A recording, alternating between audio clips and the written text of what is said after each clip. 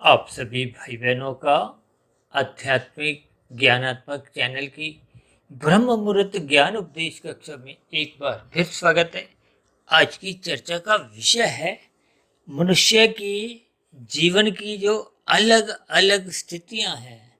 यहाँ अलग अलग स्थितियों का अभिप्राय देखिए, स्थूल शरीर के स्तर पर जो हम विषय भोगों में लिप्त रहते हैं, यानी कि भौतिक स्तर पर जब हम अपने स्थूल शरीर को ही अधिक महत्व देते हैं, तो आपके हमारे जीवन की, यानी कि मनुष्य का जो एक उद्देश्य है, वो भोग वृत्तियों में ही अटका रहता है। इसलिए हमने देखिए मनुष्य शब्द के ही दो अलग अलग वर्ण कर दिए। मनु शब्द को हमने रंगीन रंग से दर्शाया, यानी कि मनुष्य की स्थितियां विषय भोगों की और भी हो सकती हैं। दूसरा हमने देखिए एक शह शब्द के एक सफेद रंग से दर्शाया, यानी कि जब हम परमात्मा को पाने का एक लक्ष्य बना लेते हैं, क्योंकि मनुष्य योनि ही कर्म योनि है। कर्म का अभिप्राय क्या है कि जब हम प्रकृति के विषय भोगों के सुखों को भोगना चाहते हैं, क्योंकि विषय भोगों को भोगने के लिए आपको हमें कर्म करने होते हैं। इसीलिए तो भौतिक जगत में देखिए कर्मफल सिद्धांत की हम बार बार चर्चाएं करते रहते हैं, क्योंकि बिना कर्म के हम कोई भी फल प्रकृति का खा नहीं सकते, कि ये बहुत ही सूक्ष्म स्थितियां हैं। इसलिए तो कर्मफल सिद्धांत का शब्द हम अक्सर अपनी चर्चाओं में बीच बीच में इस्तेमाल करते रहते हैं, और इस पर तो हमने प्रत्यक्ष रूप से भी, मैं समझता हूँ कि 100, 150, 200 वीडियो तो हमने प्रत्यक्ष रूप से ही अलग अलग दृष्टिकोण से प्रसारित किए, क्योंकि आपका हमारा मिला हुआ जीवन कर्म जोनि के साथ साथ साधना जोनि का एक अवसर लेके आता है। अभी कुछ रोज पहले ही हमने देखी, प्रकृति के साथ हमने एक अवसर की स्थितियां जोड़ी थी, और परमात्मा के साथ एक उपहार शब्द जोड़ा था, यानी कि परमात्मा का दिया हुआ ये मनुष्य योनि एक उपहार है। ये जो नीचे की 80 लाख प्रकार की जोनि, ये तो दंडमय जोनियां हैं। दंडमय जोनिया का अभिप्राय क्या है? जैसे हम अपने जीवन में कानूनों का पालन नहीं करते, उल्लंघन करते हैं, अक्सर साधारण शब्दों में हम देखिए यातायात के नियमों से जोड़कर कुछ स्थितियों पर प्रकाश डालते हैं कि हरी बत्ती पे चलो, लाल बत्ती पे रुको, यानी कि यातायात के नियमों का पालन करो। ये एक व्यवस्था है। ठीक इसी तरह प्रकृति भी परमात्मा की एक व्यवस्था है। प्रकृति के 3 गुण, तमोगुण, रजोगुण और सतोगुण की अलग अलग स्थितियां हैं। तमोगुण को पदार्थों से जोड़ा गया है, रजोगुण को क्रिया से, और सतोगुण को ज्ञान से जोड़ा गया। इन सभी स्थितियों को सूक्ष्म स्तर पर जब तक हम समझते नहीं है कि तमोगुण क्या है, रजोगुण क्या है, सतोगुण क्या है, तो फिर हम परमात्मा के जो विषयों को क्रमबद्ध तरीके से ज्ञान पूर्वक फिर समझ नहीं पाते। तो फिर ऐसी स्थिति में जब हम परमात्मा को समझ नहीं पाते, क्योंकि हम सभी भाई बहन एक आत्म स्वरूप, एक ज्ञान स्वरूप आत्माएं हैं, यानी कि आत्माएं सभी की सभी, चाहे मेरी आत्मा, चाहे आपकी आत्मा, चाहे प्रकृति के नीचे की जो 80 लाख प्रकार की जोनियां, जो दंडमय जोनी है, निकृष्ट जोनियां, वो अपने अपने मनुष्य जोनि में किए गए पाप कर्मों का एक दुख रूपी परिणाम भुगत रहे। कि कर्मफल सिद्धांत के अनुसार बिना कर्म की यदि हम फल खाते हैं, तो वो फल किसी दूसरे का होता है। क्योंकि शास्त्रों में तो देखिए स्पष्ट शब्दों में समझाया गया, ये करो, ये मत करो। करने का अभिप्राय जिन कर्मों को आपको हमें करने की एक अनुमति देगी, उनके लिए एक विभिन्न प्रकार के कायदे कानून विधि विधान द्वारा जिन कर्मों को करने की अनुमति है, उनको विहित कर्म कहा जाता है, और जिनको मना किया गया उनको निषेध कहा गया। बस शास्त्रों का मूल ज्ञान यही आपको हमें समझना है। और यदि हम माया से ऊपर उठते हुए परमात्मा को पाना चाहते हैं, जो कि आत्मा का देखिए स्वभाव है, कि आत्मा का स्वभाव है परम सुख की प्राप्ति के लिए प्रयत्न करना। आत्मा एक चेतन तत्व है, ज्ञान स्वरूप है। अक्सर हम अपनी चर्चाओं में सत चित आनंद यानी कि सच्चिदानंद शब्द पर बहुत चर्चाएं करते हैं, क्योंकि सच्चिदानंद शब्द में ही संपूर्ण शास्त्रों का, चाहे वो वेद, उपनिषद, जितने भी पुराण हैं, गीता, दर्शन शास्त्र, यानी कि इस एक शब्द में ही संपूर्ण आध्यात्मिक ज्ञान निहित है। लेकिन हम इन सभी स्थितियों के ज्ञान पूर्वक अर्थ समझते नहीं हैं। इन स्थितियों पर हम चिंतन नहीं करते, मनन नहीं करते, शोध नहीं करते। जब तक हम धर्म की स्थितियों को, ज्ञान की स्थितियों पर ऊपरी ऊपरी स्तर पर ही पढ़ते हैं, कुछ थोड़ी बहुत समझ में आ गई तो ठीक, नहीं तो फिर संसार में एक राशि मनुष्य का जीवन अन्य मनुष्यों से कुछ देखा देखी प्रभावित होता है। जबकि शास्त्रों में तो स्पष्ट शब्दों में कर्म कांडों की भी एक महत्ता समझाई गई है। ये कर्म कांड भी आपको मैं प्रत्यक्ष रूप से, अप्रत्यक्ष रूप से परमात्मा से जोड़ते हैं।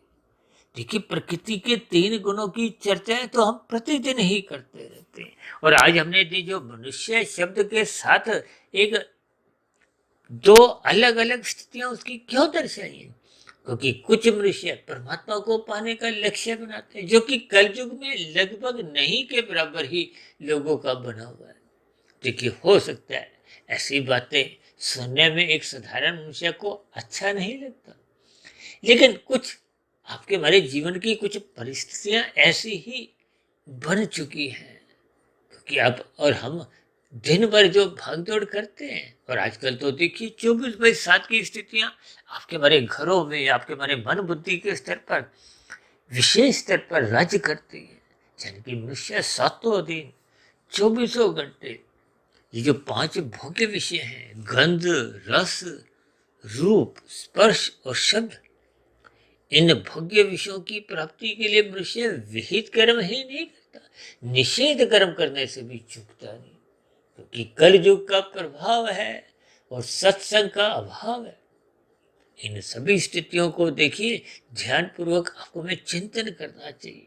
इसीलिए तो हमने देखिए मनुष्य शब्द के 2 अलग अलग स्थितियां दर्शाते हुए बीच में एक प्रश्न चिन्ह लगाया। प्रश्न चिन्ह इसीलिए लगाया कि आपके हमारे जीवन में ये जो पुरुषार्थ और परमार्थ की स्थिति है, हालांकि कुछ दिन पहले हमने देखी धर्म, अर्थ, काम, मोक्ष की स्थितियों को कुछ इससे संबंधित एक चर्चा रखी थी, लेकिन आज की चर्चा में कुछ विशेष स्थितियों पर हमने जोर दिया, क्योंकि मनुष्य शब्द ही देखिए रंगों द्वारा जो हमने अलग अलग उसके 2 स्थितियां दर्शाई हैं। यानी कि जब मनुष्य स्थूल शरीर के स्तर पर विषय भोगों में रुचि लेता है, विषय भोगों को भोगना चाहता है, अधिक से अधिक धन प्राप्ति करना चाहता है, भले ही देखिए वो राजसी स्थिति में हो चाहे सात्विक स्थिति में हो। कभी कभी हम देखिए परोपकार के कार्य जो हम सकाम भाव से करते हैं, सकाम भाव का अभिप्राय क्या है कि हम प्रकृति के भोगों को भोगना चाहते हैं। लेकिन जब तक हम निष्काम भाव से कर्म नहीं करते, तब तक ऐसा माना जाता है कि आपके हमारे कर्मों में, चाहे वो पाप कर्म हो, चाहे वो साधारण धर्मानुसार कर्म हो, चाहे वो परोपकार के पुण्य कर्म हो। हालांकि देखिए पुण्य कर्म तो पाप कर्मों से बहुत अच्छे माने जाते हैं, क्योंकि पाप कर्मों का तो दंड रूपी एक प्रावधान है जो आपको हमें भुगतना पड़ता है, और पुण्य कर्मों का तो देखिए आप और हम त्याग भी कर सकते हैं, लेकिन पाप कर्मों का तो त्याग संभव ही नहीं। देखिए पुण्य कर्मों का त्याग करने का अभिप्राय क्या है कि यदि आज आपने 100 रुपये कमाए हैं, 50 रुपये खाए हैं, 50 रुपये आप परोपकार के कार्यों में लगा सकते हो, जिसका भविष्य में देखिए 50 रुपये से अधिक फल आएगा। और मेरा तो व्यक्तिगत ऐसा मानना है कि 10 गुना अधिक फल आता है, यानी कि फिर 500 रुपये फल आता है। और फिर यदि आप 200 रुपये खाते हो, 300 रुपये फिर दान कर देते हो, तो फिर 300 किए गए दान का, परोपकार के कार्य का फिर 3000 के रूप में फल आता है। लेकिन ये प्रकृति के भोगों को भोगने की आपकी हमारी एक क्षमता है, सीमित क्षमता है। क्यों? क्योंकि भोगने वाला तो स्थूल शरीर है। इसलिए तो हमने देखी पुरुषार्थ के नीचे एक शब्द लिखा है स्वार्थ, और एक शब्द लिखा है स्थूल शरीर।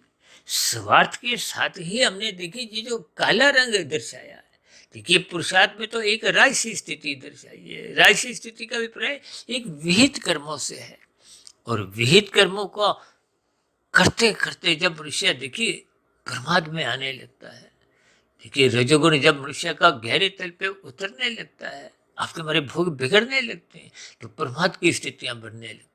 प्रमाद की स्थितियों में कभी भी मनुष्य को सात्विक बातें सुनना अच्छा नहीं लगती, यानी कि फिर उसका सत्संग कमजोर होने लगता है, घटने लगता है। तो इसका अभिप्राय क्या है कि रजोगुण के ऊपर जो सतोगुण की लगाम होनी चाहिए, नियंत्रण होना चाहिए, वो कमजोर पड़ने लगता है। कमजोर होते होते वो हटने भी लगता है। देखिए जब आपकी हमारी ब्रेक कमजोर होती है, देखिए आपका हमारा जीवन भी एक गाड़ी के समान ही है। इस गाड़ी को एक मर्यादा में रखना होता है। इसलिए तो चार पुरुषार्थों में बार बार शास्त्र कहते हैं धर्म प्रथम स्थान पे रखो। ये धर्म शब्द बहुत ही साधारण सा है। अक्सर मनुष्य धर्म शब्द पे ही उलझा रहता है, इसको किसी संप्रदाय से जोड़ देता है, पूजा पाठ से भी जोड़ देता है, जबकि धर्म का अभिप्राय मूल अर्थ क्या है? आपको में अपने कर्तव्य कर्म का पालन करना है। जीवन में अनुकूल परिस्थितियां हों या प्रतिकूल परिस्थितियां हों, यानी कि सभी परिस्थितियों में प्रसन्नता पूर्वक, ईमानदारी पूर्वक आपको मैं अपने कर्तव्य कर्म का पालन करता होता है। यही स्थितियां मैं बार बार समझाता रहता हूँ कि लाल बत्ती पे रुको, लाल बत्ती पे रुको, केवल हरी बत्ती पे चलो। क्यों? क्योंकि जब हम लाल बत्ती पे रुकते हैं तभी दूसरों की हरी बत्ती का आप और हम सम्मान कर पाते हैं। लेकिन जब हम हरी बत्ती पे चलते हैं तो दूसरे लोग भी, दूसरे वाहन भी लाल बत्ती पर रुके होते हैं, तभी तो हम हरी बत्ती पे चलने की स्थितियों में होते हैं।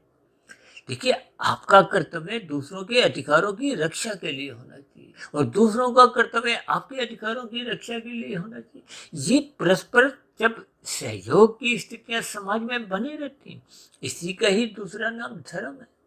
देखिए हम सभी मनुष्य सामाजिक प्राणी हैं। अब कोई भी मनुष्य अपने जीवन की अवस्थाओं को अपने स्तर पर, यानी कि एक अकेला वो अपनी आवश्यकताओं की पूर्ति करने में समर्थ ही नहीं। इसलिए तो ये सभी व्यवस्थाएं बनी हुई हैं, कानून की स्थितियां बनी हुई हैं, और यही स्थितियां देखिए प्रकृति में अनादिकाल से कर्मफल सिद्धांत के अंतर्गत ये स्थितियां बनी हुई हैं। इसलिए तो कहा जाता है कि अर्थ और काम, अर्थ का अभिप्राय धन कमाने से है। धन किस लिए चाहिए? देखिए धन कोई खाने की चीज नहीं है।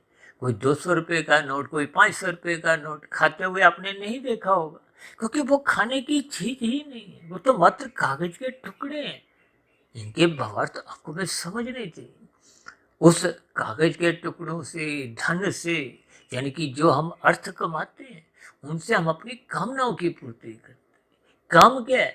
ये राजसी स्थिति है, यानी कि धन ये एक तामसी स्थिति भी है, राजसी स्थिति, यानी कि ये अर्थ और काम, ये राजसी तामसी स्थितियां, संसारी स्थितियां हैं।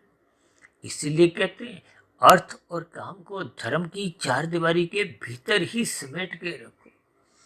और मैं तो यहाँ तक साधारण शब्दों में समझाता हूँ कि धर्म की चार दीवारी इतनी मजबूत बनाओ, इतनी मजबूत बनाओ, इतनी ऊंची बनाओ कि ये जो अर्थ और काम है ये उस धर्म की चार दीवारी को लांघ ना सके, कूद ना सके, और किसी भी स्तर पर इसको तोड़ ना सके। अन्यथा मर्यादाएं छूटने लगती हैं। देखिए जब मर्यादाएं छूटने लगती हैं, धर्म की स्थितियां कमजोर पड़ने लगती हैं, तो समाज में जो आज परिस्थितियां आप देख ही रहे हो।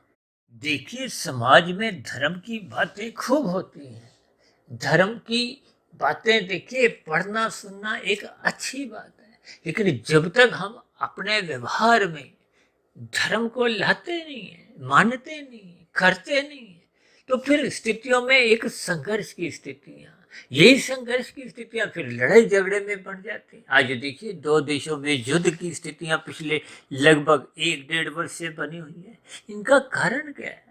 ये बिगड़े हुए भोग, और भोग का अभिप्राय क्या है? गंध, रस, रूप, स्पर्श और शब्द। इनके पीछे का कारण क्या है? ये पृथ्वी, जल, अग्नि, वायु, आकाश। देखिए दो देशों की बीच में जब ये सीमा विवाद होता है, ये भी तो एक पृथ्वी तत्व ही है। देखिए, इन सभी स्थितियों को ज्ञान पूर्वक आप जितना जितना समझते जाओगे तो ज्ञान की कड़ियां समझ में आने लगेंगी। हम सभी भाई बहन जब जब स्थूल शरीर को महत्व देते हैं, इसलिए तो हमने देखिए स्थूल शरीर को काले रंग से दिखाया है, क्योंकि आपका हमारा स्थूल शरीर जी पृथ्वी जल अग्नि वायु आकाश का बना है। आपके हमारे जो पांच भोग्य विषय हैं, गंध रस रूप स्पर्श और शब्द, ये भी तामसी है, ये सूक्ष्म भूत है।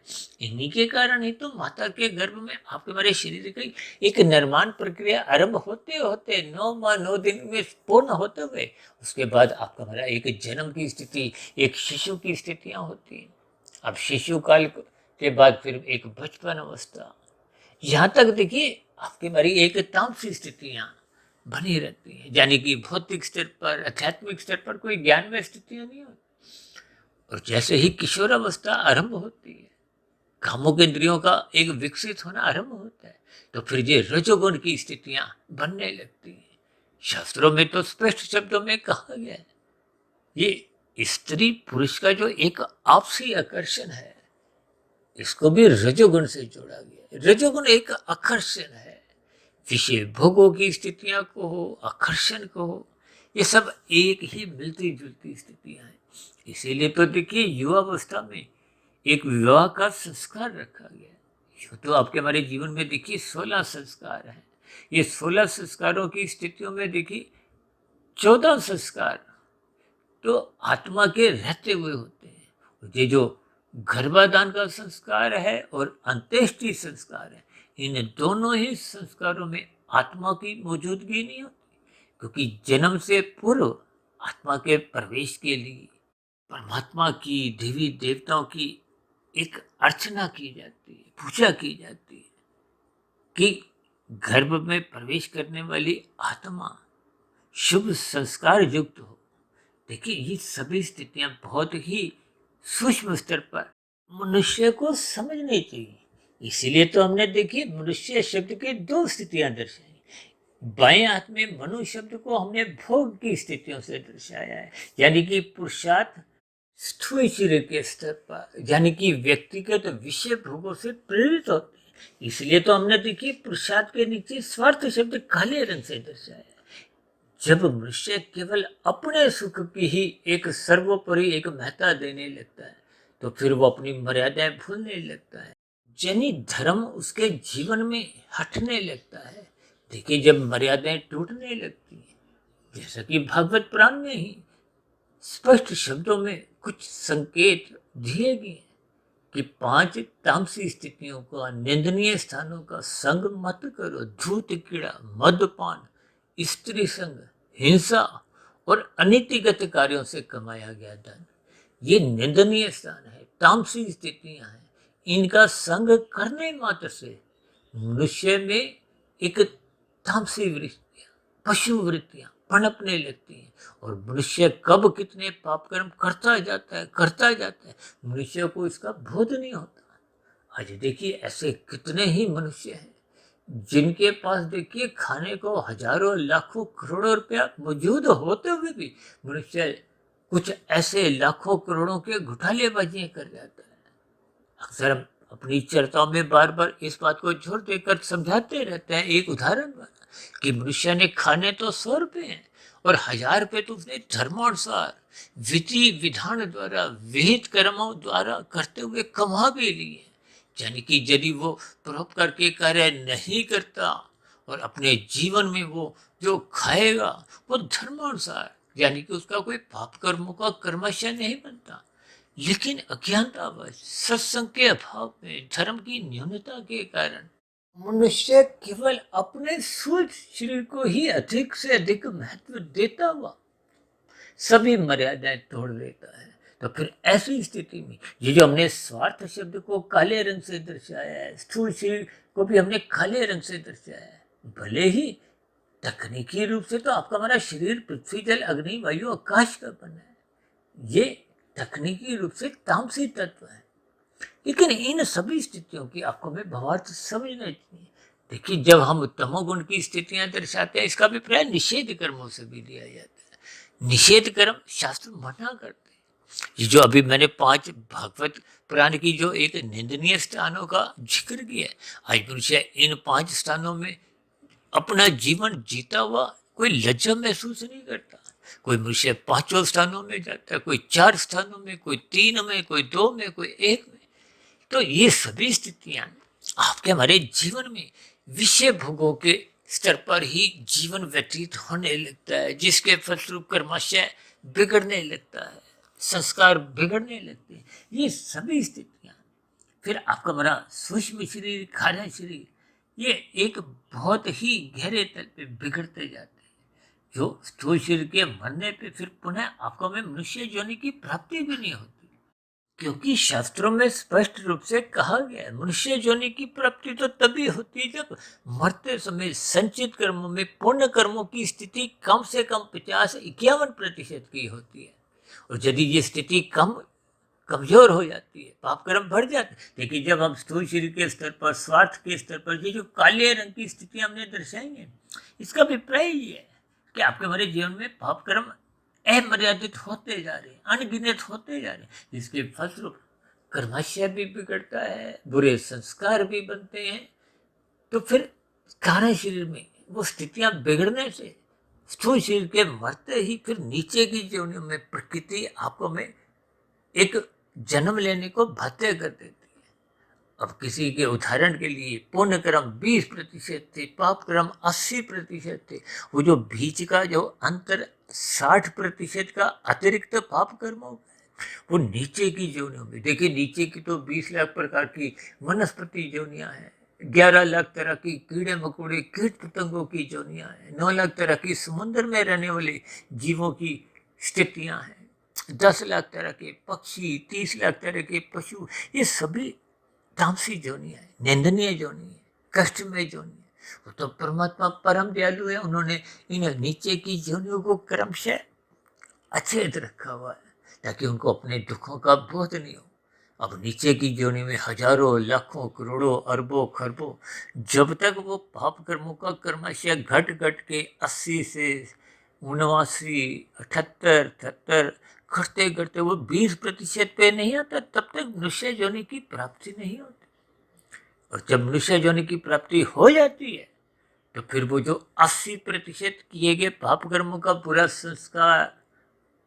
संस्कार जो बने थे, उन संस्कारों के साथ ही मनुष्य योनि का जन्म मिलता है। तो फिर ऐसी स्थितियों में वो संस्कार पुनः सत्संग के अभाव में, उन्हीं गलत स्थितियों में, पुनः पाप कर्मों में फिर सहज ही जाने को बाध्य कर देते हैं। इसीलिए तो मनुष्य को देखिए, शास्त्र भर भर कहते हैं धर्म प्रथम स्थान पे रखो। धर्म का अभिप्राय सत्वगुण का संग करने से है, मर्यादा में रहने से है, अपने कर्तव्य कर्म का पालन करने से है। रात को मनात्मक स्थितियों से बचने के लिए आपको हमें जल्दी सोना होगा, ब्रह्म मुहूर्त में उठना होगा, अपने रजोगुण को, विषय भोगों को एक मर्यादा में रखना होगा। देखिए, शास्त्र भी आपको में लाभ के लिए कार्य करने को मना नहीं करते, लोभ के लिए सावधान करते हैं, क्योंकि लोभ एक ऐसी स्थिति है, लोभ से फिर अगली स्थिति एक संग्रह वृत्ति जगती है। जब लोभ आता है तो मन बुद्धि के स्तर पर अधिक धन कमाओ, अधिक धन कमाओ, वो भागदौड़ शुरू हो जाती है। और वो भागदौड़ जब मर्यादित नहीं रहती, धर्म की स्थितियां जब कमजोर हो जाती हैं, तो फिर वही लोभ ही संग्रह वृत्ति में मनुष्य को गिराने लगता है। और संग्रह वृत्ति में ये मनुष्य कितना गहरे तल पे उतर जाता है, तो फिर ये घोटालेबाजी जैसी स्थितियां आरंभ होती हैं। देखिए, ये सभी स्थितियां आपके हमारे जीवन में एक दूसरे से संबंध रखती हैं। इसलिए तो शास्त्र स्पष्ट शब्दों में कहते हैं मनुष्य के लिए सत्संग करना एक अनिवार्य स्थिति है। जो मनुष्य सत्संग नहीं करता तो धर्म की मर्यादाएं कमजोर होने लगती हैं।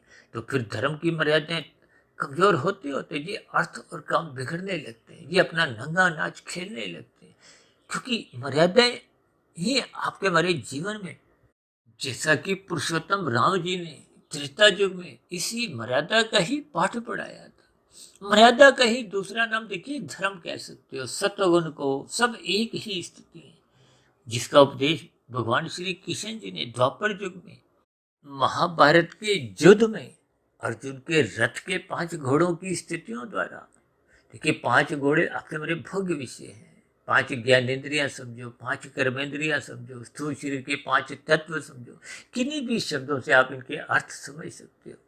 ये मन एक महाइंद्रिय है, बिना मन के ये ज्ञानेंद्रियां कर्मेंद्रिय स्वतंत्र नहीं, और मन के ऊपर बुद्धि है। इसलिए तो देखिए उस लगाम को परमात्मा ने अपने हाथ में रखा है, यानी कि आपकी हमारी बुद्धि परमात्मा में टिकनी चाहिए, शास्त्रों में टिकनी चाहिए, गुरु में टिकनी चाहिए। देखिए गुरु को हो, शास्त्र को हो, ब्रह्म मुहूर्त को हो, ये सब एक ही स्थिति है, ये परमात्मा के सुमुख करती है। और परमात्मा के सुमुख होने का अभिप्राय क्या है? ये जो हमने मनुष्य का जो शय शब्द सफेद रंग से लिखा है, इसका अभिप्राय क्या है कि आपको हमें गुरु का शिष्य बनते हुए शास्त्रों के अनुसार अपनी दिनचर्या व्यवस्थित रखना चाहिए, अपने जीवन को एक संतुलित अनुशासन में रखना चाहिए।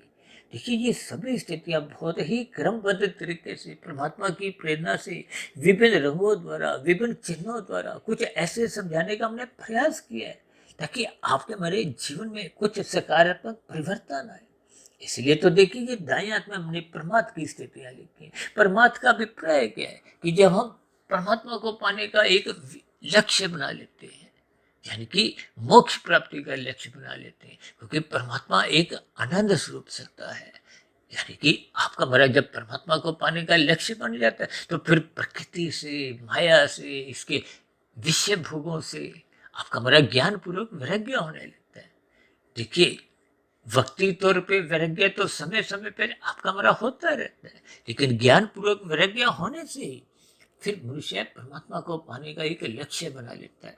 तो ये स्थितियां फिर परमात्मा की होती है। देखिए परमात्मा में पुरुषार्थ तो करना होता है, साधना करनी होती है, लेकिन अब लक्ष्य परमात्मा को पाने का बन गया है। अब ये जो स्वार्थ बाएं हाथ में हमने काले रंग का लिखा था, ये अब स्वार्थ हमने सफेद रंग से लिखा है, क्योंकि ये स्थूल शरीर के स्तर पर नहीं है, ये आत्मा के स्तर पर है। यानी कि जब आपका हमारा स्थूल शरीर के विषय भोग बिगड़े थे तो सूक्ष्म शरीर भी बिगड़ गया था, सूक्ष्म शरीर के बिगड़ते ही आपका हमारा कारण शरीर कर्माशय संस्कार बिगड़ गए, जिसके फलस्वरूप आत्मा का ज्ञान आवृत हो गया था। देखिए कारण शरीर की जब राशि तामसिक स्थितियां मजबूत होती हैं तो उसकी बुरी परछाई आत्मा के ज्ञान को कमजोर करती है, ढक देती है। जब ज्ञान ढक जाता है तो हम परमात्मा के विमुख हो जाते हैं। अब जब साधना करने आरंभ कर देते हैं तो ये सभी स्थितियां देखिए, जब स्थूल शरीर के स्तर पर श्रद्धा पूर्वक सत्संग होने लगता है, हम रात को मनात्मक स्थितियों से बचने के लिए रात को जल्दी सोने लगते हैं, ब्रह्म मुहूर्त पर उठकर उस पर चिंतन करते हैं, मनन करते हैं, शोध की स्थितियां बनाते बनाते फिर वो धीरे धीरे मन बुद्धि के स्तर पर एक सकारात्मक स्थितियां, शुद्धिकरण की स्थितियां मजबूत होते होते तो फिर क्रमशः कारण शरीर में शुभ संस्कार बनने लगते हैं। वो शुभ संस्कार फिर पहले के बुरे संस्कारों को कमजोर करते हैं, दग्ध बीज करते हैं। यानी कि कुल मिलाकर कारण शरीर शुद्ध होता जाता है, और कारण शरीर जब शुद्ध होता जाता है तो फिर आत्मा का जो अज्ञानता की स्थितियां थी, जो आवरण की स्थितियां थी, वो हटती जाती है, और आत्मा तो चेतन तत्व है। आत्मा चेतन तत्व का अभिप्राय, आत्मा कभी भी देखिए उसका ज्ञान समाप्त नहीं होता, वो ढक जाता है, कमजोर हो जाता है। अब वो जैसे जैसे आत्मा का मूल ज्ञान वापस आने लगता है, मूल स्थिति में आत्मा लौटने लगती है, तो फिर आत्मा और परमात्मा का तो पहले से ही से जाती है। ये तो माया ने बीच में एक कब्जा कर रखा था। देखिए ये बहुत ही सरल शब्दों में आपको मैं इन ज्ञानमय स्थितियों को समझना चाहिए। यानी कि जब आपका हमारा परमात्म रूपी एक स्वार्थ, यानी कि आत्मा के स्वार्थ के लिए, देखिए स्वयं का मतलब है आत्मा से, जब हम आत्मा के स्वार्थ के हित के लिए ज्ञानमय स्थिति में, यानी कि परमात्मा को पाने का लक्ष्य बना लेते हैं, तो फिर ये सभी स्थितियां धीरे धीरे जब हम कारण शरीर पूर्ण रूप से शुद्ध कर लेते हैं तो फिर ये एक मायातीत की स्थिति होती है। देखिए स्थूल शरीर तो बिना प्रयासों के, बिना साधना के सबके ही समाप्त होते आए, तो फिर ऐसी स्थिति में स्थूल शरीर के मरते ही, समाप्त होते ही सूक्ष्म शरीर, कारण शरीर तो पहले ही समाप्त हो गए थे, तो फिर आत्मा पे किसी भी प्रकार का कोई बंधन नहीं होता। तो फिर आत्मा एक लंबे काल के लिए मोक्ष की स्थिति, मायातीत की स्थिति, आनंद की स्थिति, किन्हीं भी शब्दों से देखिए आप समझिए, यानी कि आत्मा फिर आध्यात्मिक शरीर की प्राप्ति कर एक लंबे काल के लिए आनंदमय जीवन गुजारती है। तो ऐसी सभी शुभ स्थितियां आपके हमारे जीवन में भी बने। यानी कि ये जो हमने मनुष्य शब्द के दो अलग अलग टुकड़े दिखाते हुए बीच में प्रश्न चिन्ह लगाया था, ये मनुष्य फिर सफेद रंग की स्थिति में यानी कि साधना करते हुए अपनी स्थिति बना लेता है। तो ये एक पूर्ण एक मायातीत की स्थिति होती है। तो ऐसी सभी सात्विक शुभ स्थितियां हम सभी भाई बहनों के जीवन में भी क्रमशः बनना आरंभ हो। इन्हीं शुभकामनाओं के साथ आज की चर्चा विशेष को अब यही विश्राम देते हैं।